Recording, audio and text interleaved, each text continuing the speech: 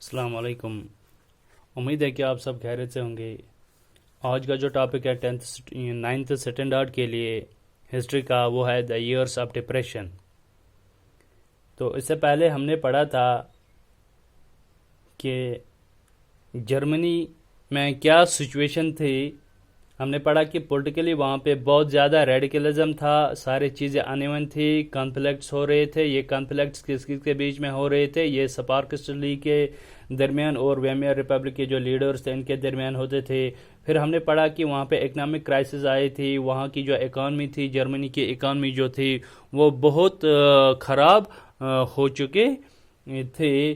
तो वहाँ पे बहुत ज़्यादा महंगाई थी। गोया कि जब इकनॉमिक क्राइसिस थी जर्मनी में, उस समय हम देखते हैं कि जर्मनी की जो मार्क हैं वो उसका जो है वो डिवैल्यू हो चुकी थी।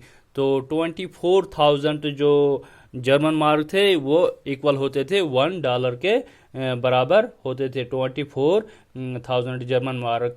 गोया कि हाइपर इन्फ्लेशन पे भी वहाँ पे थी। और जब इकोनॉमिक क्राइसिस आए तो उसके बाद में हमने देखा कि यूएस ने इंटरवेन किया था। तो यूएस ने बाद में वहाँ पे डेविस प्लान इंट्रोड्यूस किया था। उस डेविस प्लान के थ्रू जो वार रिप्रेशन पे करना था उसमें कुछ थोड़ा इजी बनाया था उन्होंने। अब अगर इकोनॉमिक रिकवरी की बात करें तो वो धीरे धीरे स्टार्ट हो रही थी। तो पहले मैं बताऊंगा आपको ये जो डिप्रेशन है इसको डिफरेंट सब्जेक्ट्स में डिफरेंट मीनिंग्स हैं। तो मैथमेटिक्स में अगर आप पढ़ते हो तो ट्रिग्नोमेट्री में वहाँ पे आप देखते हो कि from the top of the hill the angle of depression becomes 30 degree. गोया कि जब डिप्रेशन वहाँ पे आता है तो वहाँ पे जब एंगल ऑफ डिप्रेशन वो डाउन की तरफ हम देखते हैं तो एंगल बनते हैं। तो इसी तरह हम देखते हैं कि साइकोलॉजी में कि वो डिप्रेशन में चला गया तो डाउन की तरफ चला गया। तो इसी तरह हम देखते हैं तो जियोग्राफी में भी इसकी अपनी मीनिंग्स हैं। तो छोड़िए इन सब को, यहाँ पे हम देखते हैं कि हिस्ट्री में हम पढ़ते हैं इकोनॉमिक्स। गोया कि ईयर्स ऑफ डिप्रेशन, डिप्रेशन के जो ईयर्स हैं वही हम पढ़ेंगे।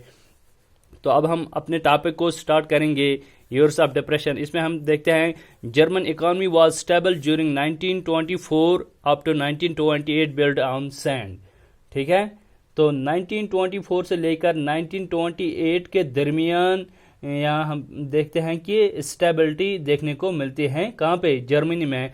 लेकिन ये स्टेबिलिटी ज़्यादा लंबे समय तक नहीं चल पाई।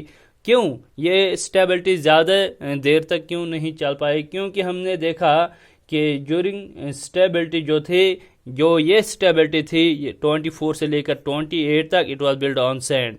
गोया कि ये रेत पे था। नहीं, ये जो ये वाली स्टेबिलिटी थी ये हम देखते हैं कि ये आर्जी तौर पे थी कि वहाँ पे हमने देखा कि हाइपर इन्फ्लेशन थी, यूएस ने मदद किया था, वार रेप्रेशन को कम कर दिया। तो उनके लिए वो अब धीरे धीरे रिकवर करना स्टार्ट कर रही थी इकॉनमी। लेकिन ये लंबे समय तक नहीं चल पाए क्योंकि सिचुएशन जो थी वो फेवर नहीं कर रही थी। वाई? क्यों सिचुएशन फेवर नहीं कर रही थी? तो हमने देखा कि जो इकॉनमी वहाँ पे थी वो फ्रेगाइल थी। ये कहते कि इसके पीछे एक कारण है। अगर सिचुएशन हम कहेंगे सिचुएशन फेवरेबल नहीं है तो उसका कारण क्या है? उसका कारण यही था कि जो जर्मन रिकवरी थी, कौन? जर्मन रिकवरी जो थी, जर्मन रिकवरी ये किस चीज़ पे डिपेंड कर रहा था? It depended on short term loans.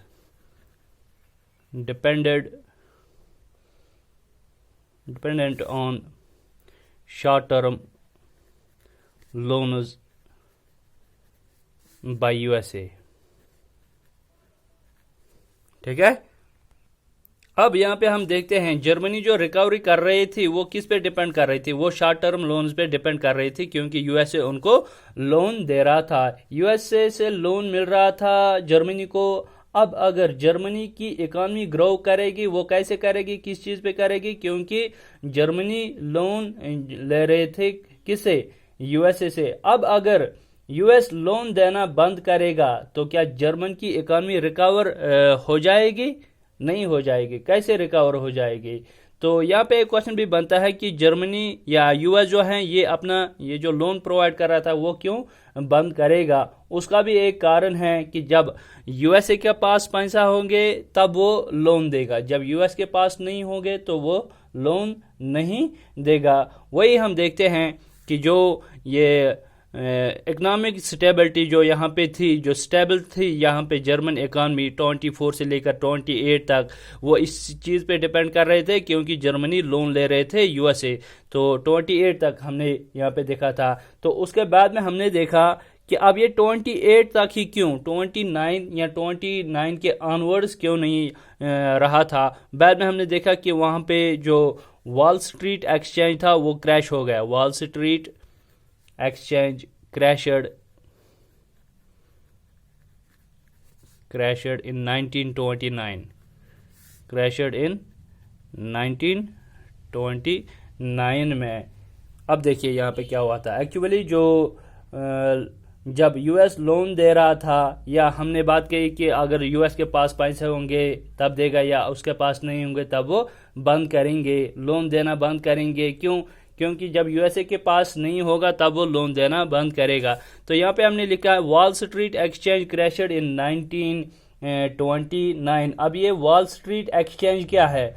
Wall street exchange actually उस समय पे वर्ल्ड का सबसे बड़ा स्टॉक एक्सचेंज था। स्टॉक एक्सचेंज क्या होता है? मान ले आपने सुना होगा न्यूज़ में कि शेयर मार्केट में आज फिर से गिरावट है ना, सुनते हो news?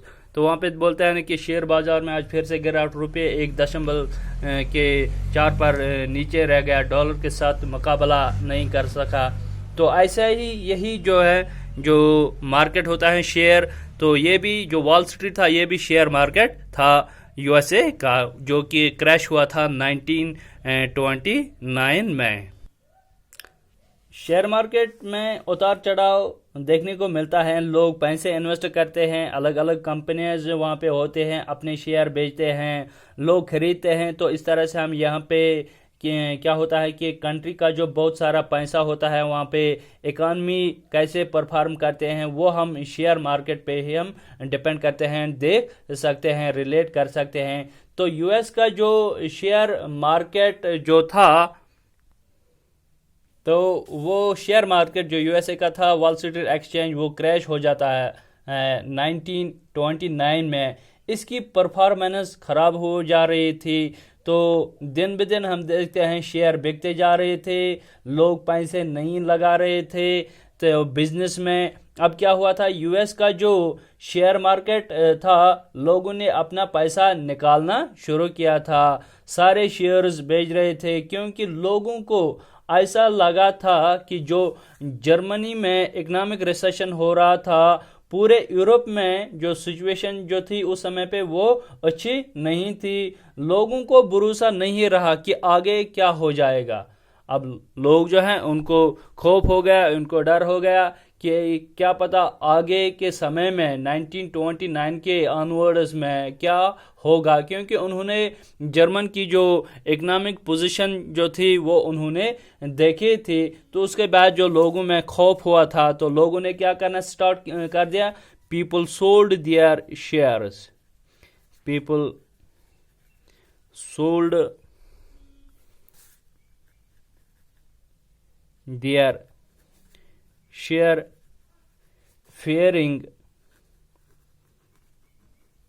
the falling in the price, falling in the price। तो यहाँ पे अब क्या होता है कि लोगों को ये डर था कि जिस तरह से चीज़ों की कीमत गिर रही थी, हो सकता जितना पैसा हम लगाएंगे कल अगर प्राइस जो है वो डाउन हो गया, हमें नुकसान हो जाएगा, हम उतना पैसा नहीं कमाएंगे जितना हम लगाएंगे। अगर 100 रुपये में गुड्स खरीदते हैं तो कल अगर प्राइस डाउन होगा तो उस समय वो 20 रुपये में ही बेचना पड़ेगा, तो हमारा नुकसान हो जाएगा, हमें नुकसान हो जाएगा। लोगों को ये डर भी था कि अभी इस समय पे जो वॉल स्ट्रीट एक्सचेंज था, जो शेयर मार्केट था, वो भी रिस्की होता है। अगर देखा जाए जो शेयर मार्केट्स होते हैं वो रिस्की होते हैं, उसमें उतार चढ़ाव होता है। तो लोगों को ये लगा कि हम अपना पैसा रिस्क में लगाते हैं, शायद वापस नहीं मिलेगा कल, तो लोगों ने वहां से पैसा निकालना स्टार्ट कर दिया था। कहां से? वॉल स्ट्रीट एक्सचेंज से। तो आप अपनी बुक पे भी देख सकते हो वॉल स्ट्रीट एक्सचेंज जो उन्होंने फिगर दी थी, वहां पे बाहर बहुत सारे लोग थे जो अपने पैसे वहां से वापस निकाल रहे थे, जिसकी वजह से हम देखते हैं यूएस की जो इकॉनमी थी उस पर बहुत बुरा असर पड़ा। तो इकॉनमी डाउन रोल करने लगी, तो डिप्रेशन में जाने लगे। अब जो शेयर मार्केट में जो शेयर की जो वैल्यू है वो कम हो गई। तो बाद में हम देखते हैं कि जो नेशनल इनकम ऑफ यूएसए है, जो national income of USA fail by half. लोगों की इनकम भी कम हो गई।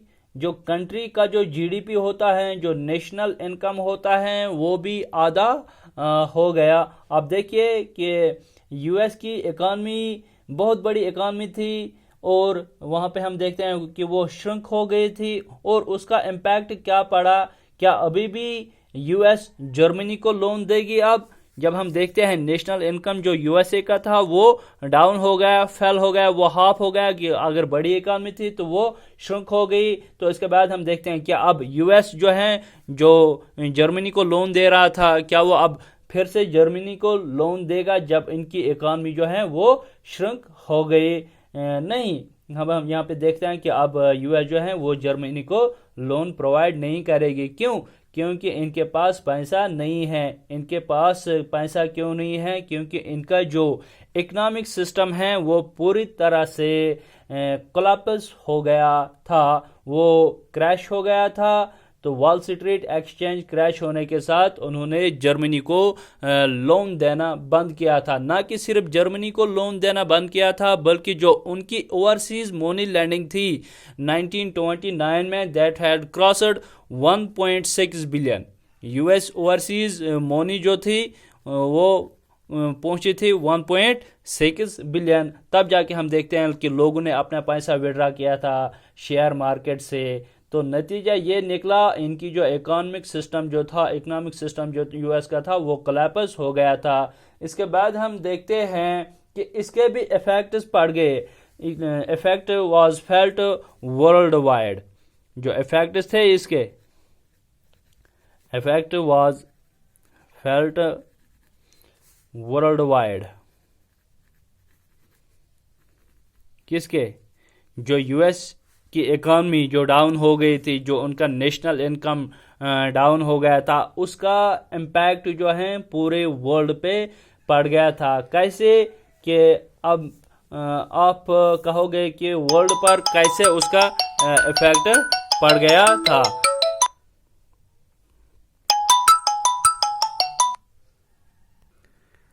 अब आप कहोगे कि वर्ल्ड वाइड कैसे इफेक्ट पड़ा, तो उसके पीछे एक कारण है। क्योंकि हमने लास्ट चैप्टर्स में भी पढ़ा था कि जो इकॉनमी थी वो इंटर रिलेटेड हो गई थी। ये आपस में ट्रेड कर रहे थे, कंट्रीज एक दूसरे के साथ ट्रेड कर रहे थे। अब जब एक कंट्री का ट्रेड या इकॉनमी खराब होगी तो दूसरे कंट्री पर उसका इफेक्ट पड़ता था। तो अगर एक कंट्री की इकॉनमी सफ़र करती है तो दूसरी कंट्री पर भी उसका इम्पैक्ट पड़ता है। तो यूएस की इकॉनमी अब खराब हो गई। यूएसए इसके उस समय पे एक मेजर जो है कंट्रीब्यूटर था, किसका? वर्ल्ड ट्रेड का। तो उसके चलते क्या हुआ था, जो इफेक्ट जो था it was felt world wide. तो वर्ल्ड वाइड एक इकोनॉमिक डिप्रेशन को फेस करना पड़ा, जहां पे वर्ल्ड वाइड सारी कंट्रीज सफ़र कर रही थी। अब वर्ल्ड वाइड सारी कंट्रीज सफ़र कर रही, तो जर्मनी को भी वहां पे हम देखते हैं उसको भी सफ़र करना पड़ता है। क्योंकि जर्मनी की जो रिकवरी थी वो सिर्फ डिपेंड कर रही थी किस पे? शॉर्ट टर्म लोन्स पे डिपेंड कर रही थी। तो दैट वाज जो जर्मन रिकवरी थी, that was totally depended on short term loans of USA. USA से शॉर्ट टर्म लोन्स ले रहे थे और उस तरह उस पर इसकी जो इकोनॉमिक रिकवरी थी वो उस पर डिपेंड कर रही थी। तो इस सेंस में जर्मनी की जो हालात थी और ख़राब होने वाले थे। तो ये पार्ट फर्स्ट में मैंने आपको बताया था डिप्रेशन कहाँ से आया था। डिप्रेशन यूएसए से आया था। क्यों यूएसए से आया था, उसके क्या इम्पैक्ट रहे थे जर्मनी पर। तो कि जो यूएसए की जो इकॉनमी थी वो अब डाउन रोल कर रही थी। जर्मनी लोन ले रहे थे यूएसए, अब इनको भी लोन्स नहीं मिल रहे थे क्योंकि जर्मन की जो रिकवरी थी वो मेनली डिपेंड कर रही थी यूएस के लोन्स पर। तो वहाँ पे उन्होंने एक फिगर दिया था कि 24 अक्टूबर 13 मिलियन शेयर्स वर सोल्ड।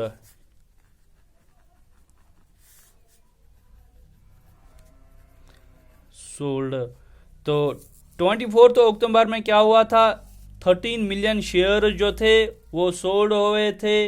ये 1 करोड़ 30 लाख शेयर जो है उनको सेल किया गया था।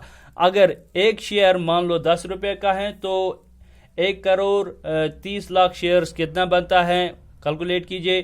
तो इतने पैसे लोगों ने जब वापस निकाला था शेयर मार्केट से तो यूएस की जो इकॉनमी थी वो बैक रोल करने लगी, जिसका इम्पैक्ट जर्मनी पर भी पड़ा।